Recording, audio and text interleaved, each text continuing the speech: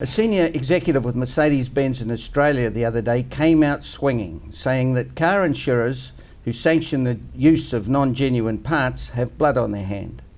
With me is Owen Evans, one of New Zealand's leading car repairers. Welcome, Owen. G'day, Alistair. How are you, mate? Good.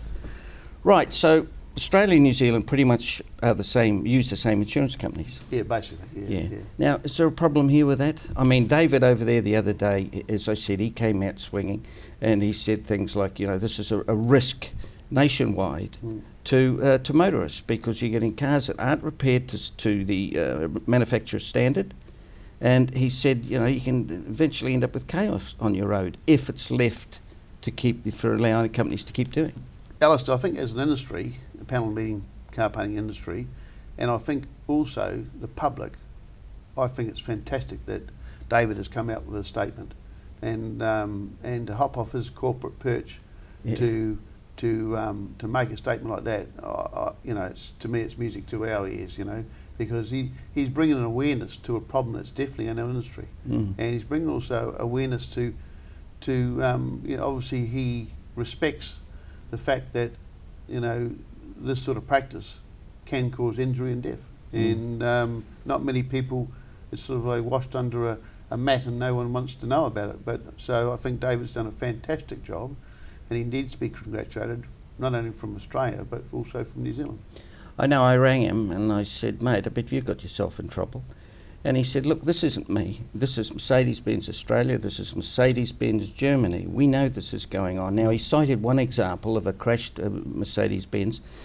Now, they use a lot of aluminium in the bonnet, all right, and light hinges because the aluminium doesn't weigh so much. These have been replaced by sort of bodgy repairs, if you like, by pressed steel bonnets to suit the particular model of E-Class.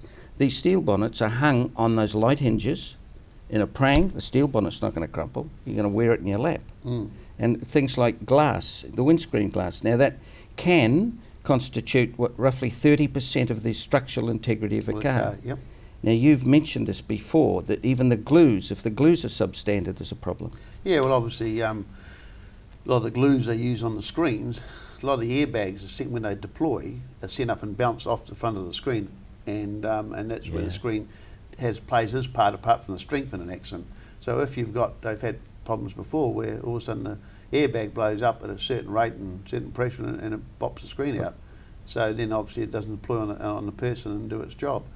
But cars have changed a lot over the last few years, and there's obviously some insurance companies that want cars done properly, Sure. But we've seen over the last 2 or 3 years that the people running a lot of these insurance companies now don't have any idea or basis on how a car is constructed. The importance of high-strength steels and what's happening has become straight accountancy. It's straight bean counter stuff. The biggest part about repairing any car these days is not getting it looking right. So a customer comes to us and they are putting their car to us. We are entrusted by them to not only get the car looking right, so when you go out and look at the car, it doesn't look like it's been repaired, but the most important thing is when it goes up the road and the mum and dad and the kids are in the car, they're driving on the road, it may not be their fault, but if they have another accident, that we haven't compromised what the manufacturer has designed that car to do. That comes down to electronics too, sensors and bumpers and all that sort of stuff. It comes down to sensors and bumpers, but more importantly the high-strength steels, because over the last quite a few years, manufacturers have tended to try and get the cars lighter, and to get them lighter they're going to use high-strength steels, martinistic steels, and so those steels are going to be welded certain ways. They can't be repaired. If you put a bit of heat on a high-strength steel panel, it reverts it back to mild steel. So what happens is that the car companies are spending hundreds and hundreds of millions of dollars crash testing, because a lot of consumers these days are buying cars on their ANCAP rating, their safety ratings, and that sort of stuff. Well, years ago, people bought cars on, they didn't rust and things like that, but the rust is out of the car industry now, and so a lot of people buy it on style, but I'd suggest most people will buy it on the safety for them and their family.